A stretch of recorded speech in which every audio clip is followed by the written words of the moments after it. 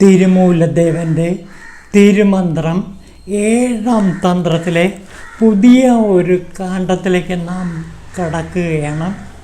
നാം ഇതേവരെ ശിവയോഗിമാരെ കുറിച്ചിട്ടാണ് കണ്ടുകൊണ്ടിരുന്നത്. ഒരു ശിവയോഗി സമാധിയാകുമ്പോൾ എന്താണ് ചെയ്യേണ്ടത് എന്ന് തിരുമൂലദേവൻ ഇവിടെ നമുക്ക് ചില നിർദ്ദേശങ്ങൾ നൽകുകയാണ്. പണ്ട് കാലത്ത് തമിഴകത്ത് നിറയെ ശിവയോഗികൾ ജീവിച്ചിരുന്നു. അവർ മരിക്കുമ്പോൾ, അതായത് സമാധിയാകുമ്പോൾ എന്താണ് ചെയ്യേണ്ടത് എന്ന് തിരുമൂലദേവൻ അദ്ദേഹത്തിൻ്റെ ശിഷ്യന്മാർക്ക്, ശിവഭക്തന്മാർക്ക് പറഞ്ഞു കൊടുക്കുന്ന ഒരു രംഗമാണ് സമാധി കർമ്മം എന്ന കാണ്ഡം. അതായത് ഒരു ശിവയോഗി സമാധിയാകുമ്പോൾ ആ ശിവയോഗിയുടെ ശവശരീരം ഏത് തരത്തിലാണ് അടക്കം ചെയ്യേണ്ടത്, സമാധി ഇരുത്തേണ്ടത് എന്നതിനെക്കുറിച്ച് തിരുമൂലദേവൻ ഇവിടെ വിവരിക്കുന്നു. നമുക്ക് നോക്കാം. കെട്ടുപോകാത്ത ജ്ഞാനി തന്നുടൽ തീയിലിട്ട് ചുട്ടുവെന്നാൽ തീനാൽ തപിച്ചിടും നാട്, മണ്ണിനുൾ കുഴിച്ചിടുന്നോർക്ക് ഉടൽ നായ്നരികൾക്കുണ്ണുവാനിട ഭവിച്ചിടുമെന്നറിഞ്ഞിടോ. അതായത് ഒരു ശിവയോഗി മരിക്കുമ്പോൾ, സമാധിയാകുമ്പോൾ ജ്ഞാനിയുടെ ഉടൽ തീയിലിട്ട് ചുട്ടു എന്നാൽ ആ നാട് തീയിനാൽ തപിച്ചിടും. അതായത് ശിവജ്ഞാനിയായ ഒരു ശിവയോഗി സമാധിയാകുമ്പോൾ ആ ശിവയോഗിയുടെ മൃതശരീരം തീയിലിട്ട് അഗ്നിക്കിരയാക്കിയാൽ, അഗ്നി കൊണ്ട് ദഹിപ്പിച്ചാൽ ആ നാട് തീയിനാൽ തപിച്ചിടും. ആ അഗ്നിയാൽ തന്നെ നശിച്ച് വെണ്ണീറാകും. അതുകൊണ്ട് ഒരിക്കലും ഒരു ശിവജ്ഞാനിയുടെ ഉടൽ അഗ്നിക്ക് ഇരയാക്കരുത്. അങ്ങനെ അഗ്നിക്ക് ഇരയാക്കുകയാണെങ്കിൽ തീർച്ചയായിട്ടും ആ അഗ്നി തന്നെ ആ രാജ്യത്തെ മുഴുവൻ ചുട്ട് ചാമ്പലാക്കും. അതുകൊണ്ട് ഒരു കാരണവശാലും ഒരു ശിവജ്ഞാനിയുടെ മരിച്ചുപോയ ഉടലിനെ അഗ്നിയിൽ ദഹിപ്പിക്കരുത്. പിന്നെയോ മണ്ണിനുൾ കുഴിച്ചിടുന്നോർക്കുടൽ നായ്നരികൾക്ക് ഉണ്ണുവാനിട ഭവിച്ചിടുമെന്നറിഞ്ഞിടൂ. ഇനി മണ്ണിൽ കുഴിച്ചിട്ടാൽ നായ്നരികൾ ആ മണ്ണ് മാന്തി ആ ശരീരം ഭക്ഷിക്കും. അതോടെ ആ രാജ്യം നശിച്ചു പോകുകയും ചെയ്യും. അപ്പോൾ അഗ്നിക്കിരയാക്കുകയോ മണ്ണിൽ മൂടുകയോ ചെയ്യരുത് ഒരു ശിവജ്ഞാനിയുടെ ശവശരീരം. ഒരു ശിവയോഗി മരിച്ചു കഴിഞ്ഞാൽ ഒരു കാരണവശാലും അഗ്നിക്കിരയാക്കുകയോ അല്ലെങ്കിൽ മണ്ണിൽ കുഴിച്ചു മൂടുകയോ ചെയ്യരുത്. അങ്ങനെ ചെയ്താൽ ആ അഗ്നി കൊണ്ടും അതേപോലെ തന്നെ മറ്റ് ചില കാരണങ്ങൾ കൊണ്ടും ആ രാജ്യം നശിച്ച് നാമാവശേഷമായി പോകും. അതുകൊണ്ട് ഒരു കാരണവശാലും ഒരു ശിവജ്ഞാനിയെ ദഹിപ്പിക്കുകയോ അല്ലെങ്കിൽ മണ്ണിൽ കുഴിച്ചു മൂടുകയോ ചെയ്യരുത്. ജ്ഞാനിതൻ ദേഹത്തെ സമാധി ചെയ്വത് പുണ്യം, നൂനമാജടം തീയിൽ ചുടുകിലോ ചുടും നാടും, മണ്ണോട് ചേർന്നലിഞ്ഞാൽ ഈ പ്രപഞ്ചത്തിൻ ഭംഗി മണ്ണോട് ചേരും, നാട്ടിലൊന്നാകെ തീപിടിക്കും. തിരുമൂലദേവൻ പറയുകയാണ്, ഒരു ശിവജ്ഞാനിയുടെ, ഒരു ശിവയോഗിയുടെ മൃതശരീരം എന്തു ചെയ്യണം? സമാധി ചെയ്വത് പുണ്യം. സമാധി ഇരുത്തുന്നതാണ് ഏറ്റവും പുണ്യകർമ്മം. അപ്പോൾ ഒരു ശിവയോഗി മരിച്ചു കഴിഞ്ഞാൽ ആ ശിവയോഗിയുടെ ശരീരത്തെ സമാധി ഇരുത്തുകയാണ് വേണ്ടത്. മണ്ണോ, ഇനി നോക്കൂ, തീയിൽ ചുടുകിലോ ചുടും നാടും. തീയിൽ ദഹിപ്പിക്കുകയാണെങ്കിൽ ആ നാട് തന്നെ അഗ്നിക്കിരയാകും. മണ്ണോട് ചേർന്നലിഞ്ഞാൽ ഈ പ്രപഞ്ചത്തിൻ ഭംഗി മണ്ണോട് ചേരും, നാട്ടിലൊന്നാകെ തീ പിടിക്കും. ഇനി മണ്ണിലാണ് ഈ ശവശരീരം മൂടുന്നതെങ്കിൽ ആ പ്രപഞ്ചത്തിൻ്റെ ഭംഗി മുഴുവനും ആ മണ്ണോട് ചേരും. അതായത് ഒരു ശിവയോഗിയെ മണ്ണിൽ കുഴിച്ചു മൂടുകയാണ് എങ്കിൽ ആ പ്രകൃതി ഭംഗിയാകെ, പ്രപഞ്ചത്തിൻ്റെ ഭംഗിയാകെ ആ മണ്ണിനോടലിഞ്ഞു ചേരും. അതുകൊണ്ട് ഒരു കാരണവശാലും അഗ്നിക്കിരയാക്കുകയോ അല്ലെങ്കിൽ മണ്ണിൽ മൂടുകയോ ചെയ്യരുത്. പിന്നെ എന്ത് ചെയ്യണം? അന്തമില്ലാത്ത ജ്ഞാനി തന്നെ അരുൾ ലഭിച്ചെന്നാൽ ബന്ധമറ്റോരവൻ തന്നുടലും സമാധി ചെയ്താൽ ചന്തമാണ ചൈതന്യം നാട്ടിനും നാട്ടുകാർക്കും ബന്ധമായി വരും, നീളും ഐശ്വര്യം വളർന്നിടും. അപ്പോൾ ഒരു ശിവജ്ഞാനിയെ സമാധിയിരുത്തിയാൽ എന്തു സംഭവിക്കുന്നു? ചന്തമാണരജനും നാട്ടിനും നാട്ടുകാർക്കും, നാട്ടിനും നാട്ടുകാർക്കും രാജാവിനും അത് അനുഗ്രഹമായി തീരും. അപ്പോൾ ഒരു ശിവജ്ഞാനിയെ സമാധിയിരുത്തുകയാണെങ്കിൽ ആ രാജ്യം ഭരിക്കുന്ന രാജാവിനും രാജ്യത്തിനും നാട്ടുകാർക്കും എന്തു ചെയ്യും? നീളും ഐശ്വര്യം വളർന്നിടും, നീണ്ട ഐശ്വര്യം വളരും. അപ്പോൾ ഒരു ശിവയോഗിയെ സമാധിയിരുത്തുകയാണ് വേണ്ടത്. അങ്ങനെ സമാധിയിരുത്തുമ്പോൾ ആ നാടും നാട്ടുകാരും അരജനും ഐശ്വര്യപൂർണമായി മാറും. അന്തമറ്റോരവൻ തൻ അരുൾ സ്വരൂപത്തിൽ നിന്നും തൻ സ്ഥൂലദേഹത്തിനെ കല്ലറയ്ക്കകം വച്ചാൽ മന്നവന്മാരും ലോകസമ്മതന്മാരും നിത്യാനന്ദം ആസ്വദിക്കും, അരുളവരായിത്തീരും. ഒരു ശിവയോഗിയെ സമാധിയിരുത്തിയാൽ ആ സമാധി സ്ഥലം എന്തായി മാറും? അരുളുള്ള സ്ഥലമായി മാറും. അരുൾ, ശിവാനുഗ്രഹം, ശിവസാമീപ്യമുള്ള, ശിവൻ്റെ അനുഗ്രഹമുള്ള സ്ഥലമായി മാറും. അന്തമറ്റോരവൻ തൻ അരുൾ സ്വരൂപത്തിൽ നിന്നും തൻ സ്ഥൂലദേഹത്തിനെ കല്ലറയ്ക്കകം വച്ചാൽ ആ ശിവജ്ഞാനിയുടെ ശരീരത്തെ കല്ലറ കെട്ടിയിട്ട് അതിനുള്ളിൽ സമാധിയിരുത്തണം. അങ്ങനെ സമാധിയിരുത്തിയാൽ ലോകസമ്മതന്മാരായി തീരും മന്നവന്മാർ.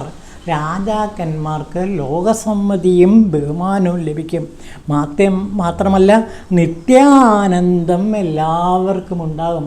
ആനന്ദം, സന്തോഷം, സംതൃപ്തി ഇതെല്ലാം നാട്ടുകാർക്കുണ്ടാകും. അപ്പോൾ ഒരു ശിവയോഗിയെ കല്ലറ കെട്ടി അതിനുള്ളിൽ സമാധിയിരുത്തുകയാണ് വേണ്ടത്. ഇനി എങ്ങനെയാണ് കല്ലറ കെട്ടുന്നതെന്ന് നോക്കൂ. 9 ചാൺ ആഴത്തിൽ 5 ചാൺ അകലച്ചുറ്റും 3 ചാൺ അളവിൽ തീർത്ത മുക്കോണമാക്കി വയ്ക്കും. ഒരു മുക്കോണാകൃതിയിലാണ് ഈ കല്ലറ കെട്ടേണ്ടത്. എങ്ങനെ? 9 ചാൺ ആഴത്തിൽ, 9 ചാൺ ആഴമുണ്ടായിരിക്കണം. പിന്നെ 5 ചാൺ അകലമുണ്ടായിരിക്കണം. 3 ചാൺ അളവിൽ തീർത്ത മുക്കോണമാക്കി ചെയ്യും. മുക്കോണാകൃതിയിലാണ് ഈ കല്ലറ കെട്ടേണ്ടത്. അതിൻ്റെ അളവും പറയുന്നുണ്ട്. 9 ചാൺ ആഴമുണ്ടാകണം, 5 ചാൺ അകലമുണ്ടാകണം, പിന്നെ 3 ചാൺ അളവിൽ തീർത്ത മുക്കോണം. പിന്നെ നന്നിലവറയോ പാർത്താൽ പരമാസനത്തിനൊപ്പം എന്നതിൽ ജ്ഞാനിക്കുള്ള ദൈവം സമാധി ചെയ്യൂ. ആ ശിവജ്ഞാനിയെ എന്ത് ചെയ്യണം? പത്മാസനത്തിൽ ഇരുത്തണം. പിന്നെ പഞ്ചലോഹങ്ങൾ നവമണിയും കീഴ്നിലത്ത് തത്വമായിട്ടിട്ടൊരു കൈ ചേർത്ത് അമർത്തിടേണം. നല്ല പഞ്ചലോഹങ്ങളും നവമണികളും ആ കീഴ്നിലത്തിൽ ഇട്ടമർത്തണം. പിന്നെ ദർഭമേലെ വിരിച്ച് ഭസ്മവും കുമിച്ചിട്ട് അതിന്മേലിരുത്തി പൂർണ്ണം കൊണ്ട് മേൽ പൊതിഞ്ഞിടൂ. ചൂർണം കൊണ്ട് മേൽ പൊതിഞ്ഞിടൂ. അപ്പോൾ ശരീരമാകെ ഭസ്മലേപനം ചെയ്ത് ചുറ്റും ഭസ്മം കുമിച്ചിട്ട് അതിൽ വേണം പത്മാസനത്തിൽ ഈ ശിവജ്ഞാനിയുടെ ശരീരത്തെ ഇരുത്തേണ്ടത്. ആസനം ചമച്ച് അതിലിരുത്തി ശിവലിംഗം സ്ഥാപിക്കണം. ഈരട്ട് വകയെ ചെയ്യും ഉത്തമ പൂജകളും നേരോടെ സമാധി പൂർണ്ണത്വത്തിനായി ചെയ്യും. അപ്പോൾ ആസനം ചമച്ച് അതിലിരുത്തി അതിൻ്റെ മേലെ അത് മൂടി ശിവലിംഗം സ്ഥാപിക്കണം.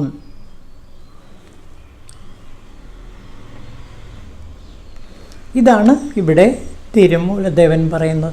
ജ്ഞാനി വാണോരിടം മേൽ കമ്പോളവാരമാറ്റിൻ തീരമോ മണൽക്കാടും വാപിതടങ്ങളോ പിൻ പട്ടണ പൊതുസ്ഥാനം കാന്തരം ഇവിടമെല്ലാം ഈ ഉത്തമം ജ്ഞാനത്തിൻ ദേഹത്തെ സമാധി ചെയ്യാൻ. ഇനി ഈ ജ്ഞാനിയുടെ ദേഹത്തെ എവിടെയാണ് സമാധി ചെയ്യേണ്ടത്? തീരത്ത്, കടൽ തീരത്ത്, മണൽക്കാട്ടിൽ, പിന്നെ വാപീതടങ്ങളിൽ തുടങ്ങിയ കാട്ടുപ്രദേശങ്ങളിലും അതേപോലെ നദീതടങ്ങളിലും സമാധിയിരുത്താം. നിലവറയ്ക്കുള്ളിൽ നടുവിൽ 4 പീഠങ്ങൾ വച്ച് മധുവുതിരും മലർമാലം മലയജം മൃഗമദവും പുഴുകും പനിനീര് എന്നിവ സജ്ജമാക്കി സുഗന്ധദ്രവ്യങ്ങളിട്ട് ധൂപവും പരത്തേണം. ഈ വിധം ഒരുക്കങ്ങൾ ചെയ്തിട്ട് യഥായോഗ്യം ഭോജ്യങ്ങൾ ഇരുനീരം ഇലമേൽ വിളമ്പി വച്ച് നമ്മൾക്ക് കാണാതായ ജ്ഞാനിയെ സ്മരിച്ചും വക്രം താഴ്ത്തിക്കൊണ്ടിരിക്കണം. സമാധിതൻ മുകൾ പാടും. ഇങ്ങനെ സമാധി ചെയ്യുമ്പോൾ ആ ജ്ഞാനിയെ സ്മരിച്ചുകൊണ്ട് എന്തൊക്കെ അർപ്പിക്കണം? യഥായോഗ്യം ഭോജ്യങ്ങളും ഇളനീരും ഇലമേൽ വിളമ്പി വച്ച് വേണ്ട പോലെയുള്ള പൂജകൾ ചെയ്യാം. പിന്നെ പൂർവോത്തരാശികളിൽ ഒന്ന് അഭിമുഖമായി ശിവലിംഗമോടരശും കല്ലറയ്ക്കുള്ളിൽ നന്നായി സ്ഥാപിച്ചിട്ടത്ര കാലാകാലങ്ങൾ 16 മാതിരിയുള്ള പൂജോത്സവങ്ങൾ കൊണ്ടിടാം. അപ്പോൾ ഈ സമാധി സ്ഥലത്ത് എന്ത് ചെയ്യണമെന്ന് പറയുന്നത്? ഒരു ശിവലിംഗം സ്ഥാപിക്കണം. എന്നിട്ട് 16 മാതിരിയുള്ള പൂജ ഉത്സവങ്ങൾ നടത്തണം. ഇതാണ് തിരുമൂലദേവൻ ഇവിടെ പറയുന്ന കാര്യങ്ങൾ. അതായത് ഒരു ശിവജ്ഞാനിയായ ശിവയോഗി സമാധിയാകുമ്പോൾ അദ്ദേഹത്തെ സമാധിയിരുത്തുകയാണ് വേണ്ടത്. അല്ലാതെ ദഹിപ്പിക്കുകയോ അല്ലെങ്കിൽ മണ്ണിൽ ലയിപ്പിക്കുകയോ അല്ല വേണ്ടത്. അങ്ങനെ സമാധിയിരുത്തിക്കഴിഞ്ഞാൽ ആ സമാധിയുടെ മുകളിൽ ഒരു ശിവലിംഗം സ്ഥാപിച്ചിട്ട് 16 മാതിരിയുള്ള പൂജോത്സവങ്ങൾ നടത്തണം. ഇതാണ് ഇവിടെ തിരുമൂലദേവൻ ഒരു ശിവയോഗിയുടെ സമാധിയെക്കുറിച്ചിട്ട് വിവരിക്കുന്നത്. ഇതാണ് സമാധി കർമ്മം. ഇങ്ങനെയാണ് എല്ലാ ശിവയോഗികളെയും സമാധിയിരുത്തുന്നത്. ശിവയോഗിയുടെ മറ്റൊരു പ്രത്യേകത, ശിവയോഗി സമാധിയാകുമ്പോൾ ആ സമാധിയുടെ മുകളിൽ ഒരു ശിവലിംഗം സ്ഥാപിക്കും. നമ്മുടെ കേരളത്തിൽ ഇതിനുദാഹരണം ചട്ടമ്പിസ്വാമികളും ശ്രീനാരായണ ഗുരുദേവനുമാണ്. ചട്ടമ്പിസ്വാമികൾ സമാധിയായപ്പോൾ ആ സമാധി സ്ഥലത്ത് ഒരു ശിവലിംഗം സ്ഥാപിച്ചു. ആ ശിവലിംഗം സ്ഥാപിച്ച സ്ഥലം ഇന്നൊരു ശിവക്ഷേത്രമാണ്. അതുപോലെ ശ്രീനാരായണ ഗുരുദേവൻ സമാധിയായപ്പോഴും സമാധിയിരുത്തിയ സ്ഥലത്ത് ആദ്യം ഒരു ശിവലിംഗമാണ് സ്ഥാപിച്ചിരുന്നത്. അപ്പോൾ ഇതിൽ നിന്ന് തന്നെ ഒരു കാര്യം വ്യക്തമാണ്, ഇവർ ശിവ മഹായോഗികളും ജ്ഞാനികളുമായിരുന്നു എന്ന്. ആ ശിവയോഗ മാർഗ രീതിയിൽ തന്നെയാണ് ഇവരെ സമാധിയിരുത്തിയത്. തിരുമൂലദേവൻ പറയുന്ന സമാധി കർമ്മം തന്നെയാണ് ചട്ടമ്പിസ്വാമികളെയും അതേപോലെ തന്നെ ശ്രീനാരായണ ഗുരുദേവനെയും സമാധിയിരുത്തിയപ്പോൾ ചെയ്തത് എന്നും അവരുടെ സമാധി സ്ഥാനത്ത് ശിവലിംഗമാണ് പ്രതിഷ്ഠിച്ചിരുന്നത് എന്നും വ്യക്തമാണ്. ശ്രീനാരായണ ഗുരുദേവൻ്റെ ആദ്യ സമാധി സ്ഥലം സന്ദർശിച്ചവർക്കറിയാം, അവിടെ ഒരു ശിവലിംഗമുണ്ടായിരുന്നതായി നമുക്ക് കാണാവുന്നതാണ്. അപ്പോൾ ഇതാണ് തിരുമൂലദേവൻ സമാധി കർമ്മത്തെക്കുറിച്ച് നമ്മളോട് പറയുന്നത്. അതോടെ ഈ അധ്യായം അവസാനിക്കുകയാണ്. ഇനി അടുത്തത് ബീജോൽപത്തിയെക്കുറിച്ചിട്ടാണ്. അത് അടുത്ത ദിവസം എടുക്കാം. ഓം ശിവായ തിരുമൂലദേവായ നമഃ.